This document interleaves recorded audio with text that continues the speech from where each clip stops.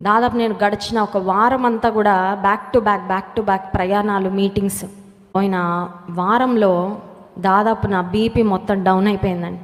పరిస్థితి మంచం మీద నుంచి లేస్తే 2 అడుగులు కూడా వేయలేని పరిస్థితి. 2 అడుగులు వేయలేని పరిస్థితి. నా కుమార్తె నాకు అన్నం తినిపించింది, ఎందుకంటే కూర్చొని తినను కూడా తినలేని పరిస్థితిలో ఉన్నా. ఒకరి తర్వాత ఒకరు బిడ్డలు సిక్ అవ్వడం.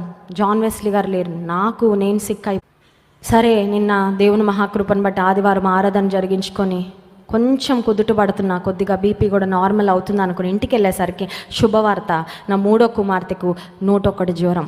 ఎట్లా ఉందంటే పరిస్థితి, ఒక దాడి తర్వాత ఇంకొక, బయట తిరుగుతా ప్రపంచం అంతా ఆయా ప్రదేశాలు తిరుగుతా సువార్త పని చేస్తూ ఉంటే ఇంట్లో శోధకుడు ఏదో ఒక బలహీనత, ఏదో ఒక అనారోగ్యం. కానీ దేవుడు ఖచ్చితంగా జయము అవేవి మనల్ని ఆపవు, ఏమీ ఆపవు మనల్ని.